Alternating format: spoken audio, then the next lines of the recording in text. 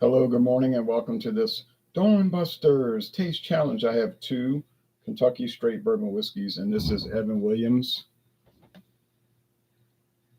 Kentucky's first distiller, genuine sour mash, charcoal filtered, distilled in Kentucky by Old Evan Williams Distillery. Well, it's really Heaven Hill in Bardstown, Kentucky. There was never an Evan Williams, modern distillery. This was introduced actually in 1955, not 1783. But I've talked about this before. These modern companies, they'll go back in the history books and find some old distiller guy, and then they'll name it after that person and make a big legend about it. You say, well, that sounds like marketing. That's exactly what it is now. But anyway, but they'd like to make it seem like, since 1783, that kind of thing. But that's not how old it is. Okay, now here's a very old Barton, which is not really very old because it was only introduced in 1964, 60 years ago. I wouldn't call that old.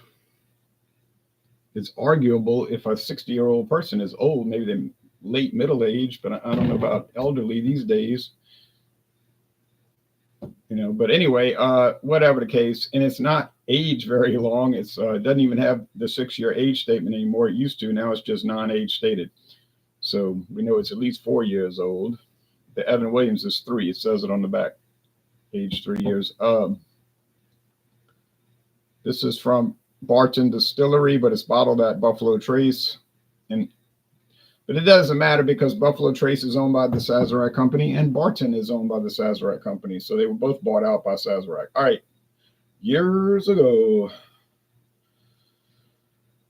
Price point. Yeah. I bought this in Pascagoula, Mississippi. I've never seen very old Barton anywhere in Louisiana. But I did run across the different versions of it at a liquor store in Pascagoula. And if you ever want to know, I'll tell you which store it was, because I can remember. I don't remember the name, but I remember the location, so I could detail that. Now, this was bought right there in Metairie, Louisiana, at a grocery store called International Market. Well, they don't just sell groceries, but mainly it is groceries. And beer and wine and liquor and all kind of cooking ware and some other things, other international items. All right. Fascinating store if you ever want to go to a fascinating store. Price point, still $4.99 for $3.75. Still $4.99. So that's $9.98 for a full-size bottle. But they don't make these anymore. They must just have a lot of backstock in their warehouse or the distributor might. Because if you look at the Evan Williams website currently, they're only showing one. Well, actually, if you look at the Evan Williams website, you won't see this product. So scratch that. They don't even acknowledge it. And apparently most states don't get it. But if you look at the Heaven Hill website, they're saying that they're only making the round liter bottles now. Evan Williams bottles usually squared off, but they do make a round liter bottle. And apparently, and they must know what they're making, right? They listing it in their files, that it's now being produced only in the, like I said, the round liter bottles, probably predominantly for sale to bars and lounges and restaurants. Okay, in the restaurant bar for mixing and so forth. But I know Elio's Wine Warehouse in New Orleans, they deal in a lot of liter bottles. That's kind of like their specialty, kind of unusual because most stores don't deal in liters. Most stores will sell only the 375s or the 1,750 or the 750s, occasionally like 200 milliliters, and even the little 50 milliliter what you call sample bottles. But liter bottles usually mostly only see those in bars and that thing. But but I have another half liter. Sorry, another 375. That's what I'm trying to communicate, and then I'll be done with it. I mean, there's enough. I've done enough with the green label. Okay. When I was at Star in Gretna, Louisiana, on Belle Chase Highway, Louisiana Highway 23, southbound, I went in there and the man said, "This is discontinued."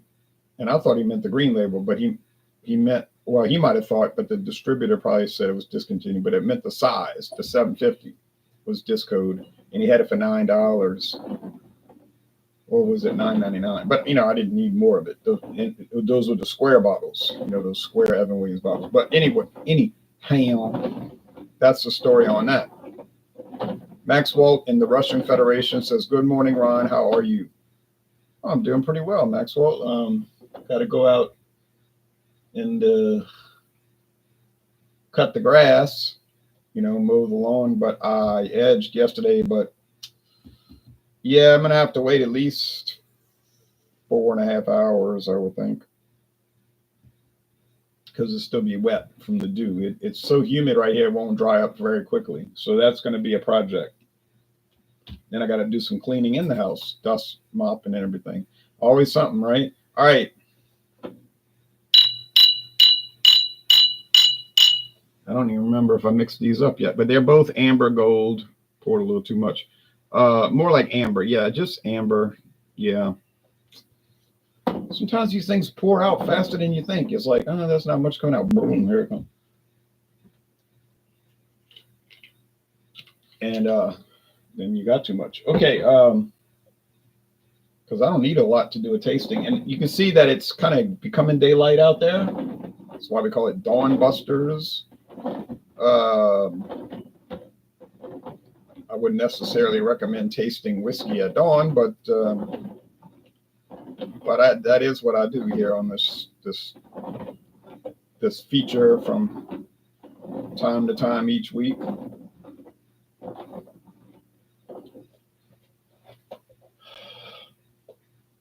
Okay. So, is this going to be much of a challenge? Oh, the very old Barton was like $11.99, I think. If I recall correctly, I think it was $11.99. So $12. I really don't know the regular price because, like I said, I can't get it here. I know this is $9.98 for 750 milliliters because I bought it. And that was the price Saturday when I was there Saturday. Same for $4.99 for the half size. That's $9.98 for the full.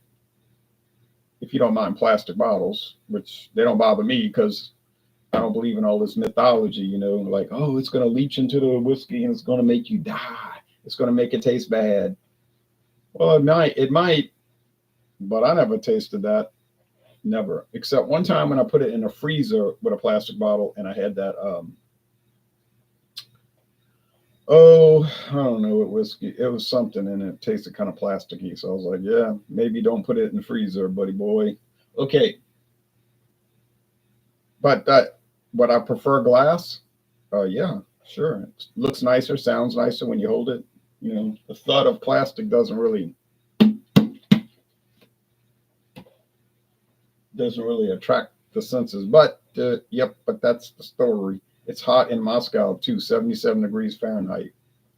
That's warm. That's warm, not exactly hot, but warm, especially for Moscow. Okay.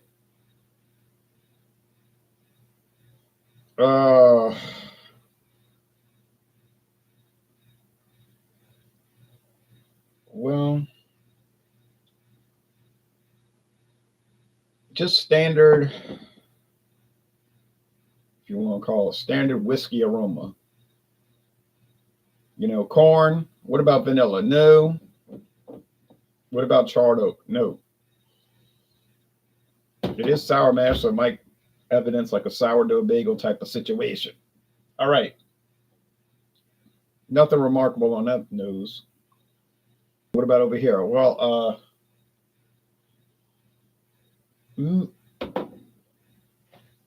maybe there's some vanilla and charred oak over here, but it's not really coming out strong with that. Let me be honest with you. So both of these are kind of just plain on the aroma, but not bad. Like I'm not gonna sit here and pretend like, oh, they're bad. They're so cheap. They smell bad. No, just smell ordinary. All right, now the taste as we proceed.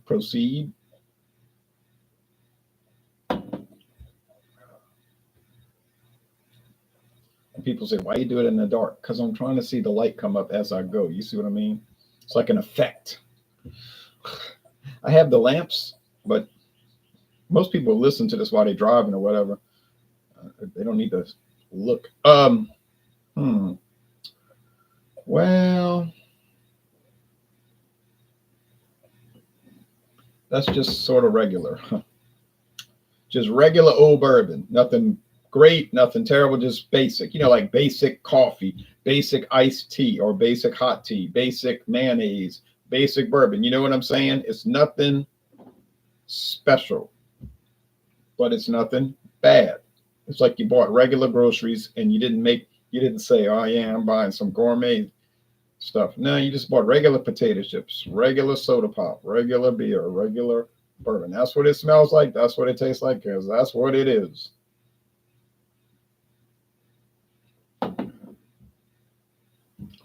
Well, same thing over here. Now, I'm trying to pick up the charred oak, but I'm having trouble right now. This one's the same thing. Corn, sugar sweetness, maybe a little vanilla, maybe some nectar, but honestly, just kind of regular. So, from the initial tasting, which of these would I buy? Well, you get a little more alcohol if that's your thing. Not mine, but if that's your thing, the very old Barton's going to give you 43% alcohol. Evan Williams will give you 40. You say 43, 40, that's not really a big range there, 3-point range out of 100. You're right, it's not a big difference. It is a difference, but you might not be able to tell it in a blind taste test. And so far I'm not, but let's see if I can pick it up.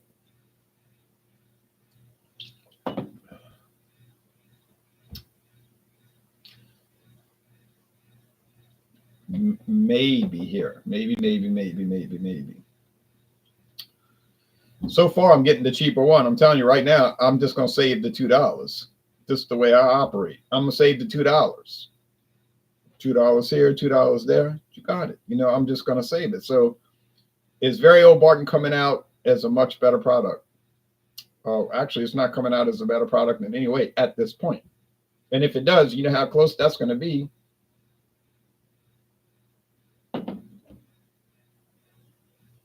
All right.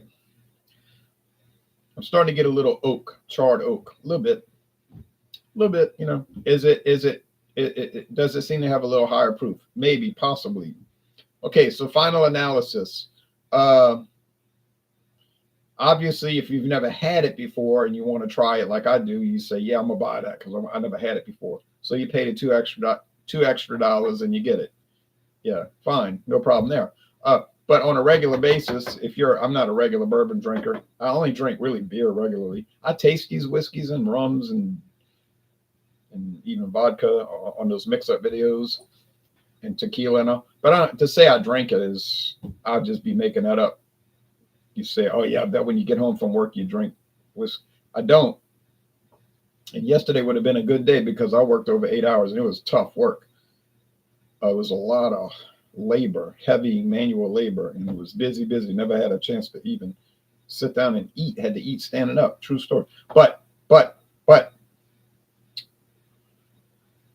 I came home and I had 2 beers, Yingling Golden Pilsner and one of those those Cayman Jack sweet heats. There was a little heat this time, but it ain't much. So it was the sweet peach heat. It was pretty good. I mean, it's really a very well made product, I have to admit. A little sugar, you know. They might put a little salt in it. Kind of Gatorade-ish tasting, like Gatorade, except it's 5.8%. Yeah, you know what I'm saying. No, I mean, But Yingling, Golden Pilsner was fine. Now I got to go re-up because I'm getting low on my regular standby beer. Like basically I'm out of it. So it's off to Walmart to get some Milwaukee's Best Light and get a 30 pack. That's what I'm going to buy. $19.99, the cheapest one at Walmart, and I don't think that's cheap. 15 would be cheap. 15. Hector Lopez says, "Morning, Ronald. Are you watching the Los Angeles Dodgers Mets game today?"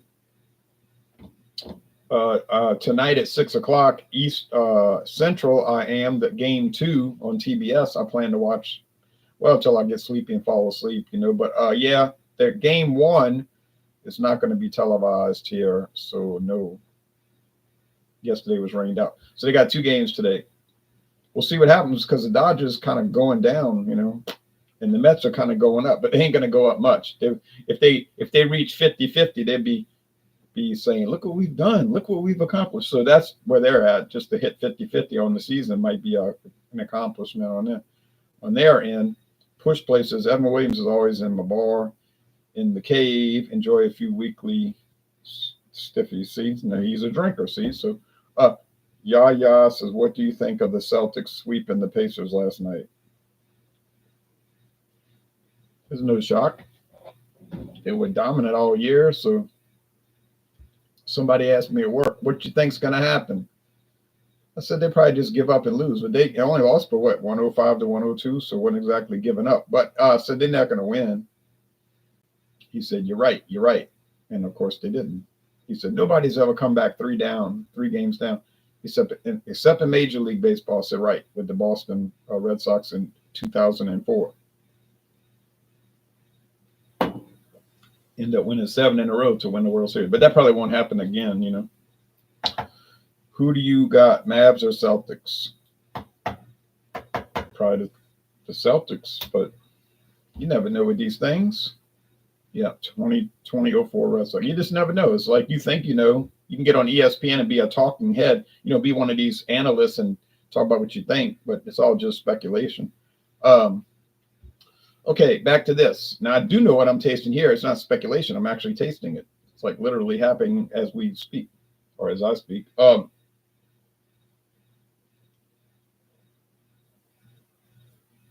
this is tough. This one's starting to have oak, charred oak, maybe some proof there. Oh man. Well, if I'm having this much trouble, then the answer is apparent. It has to be. There's only one answer when it's this tough. And the answer is you go with the cheaper product. You say, well, it's only $2. So, save $2 here, $2 there. Like I say, it adds up. A lot of people don't realize that. And then they live above their means, and then they in all this debt and struggle all their life. And it's really bad for you. And like they say on the radio, spend less than you make each month. All right. So if you make $3,000 a month, spend less than that.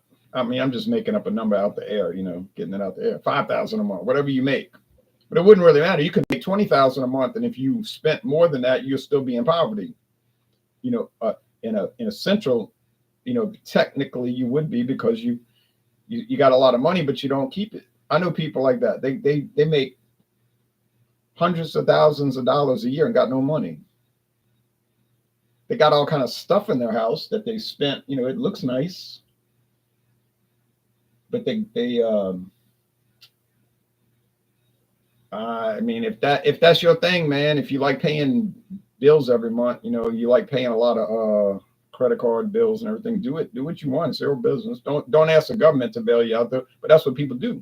So the government should pay my college tuition. Why should they do that? I'll pay you money if you can find out in the Constitution where it says the government has the power to pay off people's college loans. Now, if you can find that, actually, if you can find out where the U.S. government has the power to subsidize loans, I'll give you money. I will give you money. Of course, that's a trick question, because that's a trick challenge, as you know, because there is no delegated power. There's nowhere in the Constitution where the U.S. government has delegated the power to pay people to go to college or pay off their loans. So That's a trick. That's a trick. You're not going to get paid because you cannot find that in there. It's not. You say, so that would mean that what they're doing is illegal. Yep. Ipso facto, by biological deduction, what they're doing is illegal. Certainly. But I've never really accused the U.S. government of following the Constitution. I don't think they do. They got you can go to a museum and they got it all in a case. Like, here's the Constitution. What they ought to say is, we don't follow it, but it looks pretty. Okay. Yep. Greg died. Beer reviewer. Every beer reviewer will die, but hopefully not so soon. Okay. I'm going to say this is the Evan Williams. Is it remarkable? No. Is it something to seek out? No, unless you're a collector. Is it something to enjoy? Yes. Does it have flaws? No. Are there negative things I could say about it? No. Is it well made? Yes. It's everything it should be. It's everything it should be. But what it is very simple. It's made to be simple. See, some things are made. You say, well, that's not Blanton's. No, it's not. But it's way cheaper and you get a better value. Blanton's is one of those rundown products. Now, is Blanton's hyped? Is it quality or is it hype? It's both. It is quality and it is hype. So you're paying for the quality and the hype. If it wasn't for the hype, you'd be getting it for a lot cheaper. But then that would take the fun out of it if nothing was ever fun to get. You know what I mean? Like, if it wasn't hype, you wouldn't be like interesting.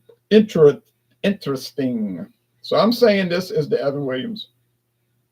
I got it right. In the end, took a lot of work, but I got it right. So now we're at 5 wins, 2 losses. And I think it's going to keep increasing. But the point is, if you got to work that hard to get it right, that means it ain't worth trying to get it right. You just soon buy the cheaper product. So I was able to tell it apart. And in a technical sense, I guess you could say that the Very Barton is a little bit better. But in a practical sense, this is better because it's $2 cheaper per bottle. Talking about full-size bottle. And I mean, the differences are so small that it takes you 23 minutes to figure it out. So it's not, it's like, I know what's better. Toaster pastries are better than Pop-Tarts. I know this. Well, I don't know if you know it. If you do a taste challenge with toaster pastries and Pop-Tarts, we'll watch, I guess. I say that on purpose. It's kind of an interesting story how Post, the Post company, which broke off from Kellogg's in a sense. And Kellogg's said they did them dirty, but they were going to come out with those Pop-Tarts. And then Kellogg's found out about it because I know they spy on each other. And they, I think they actually announced it publicly. We're going to come out with this new product. It was like 1964. And Kellogg's was like, we're going to fix them. And they spent like a month developing their product. And they beat them to the market. And then Post was like, oh, man, y'all did it. Y'all did us dirty again.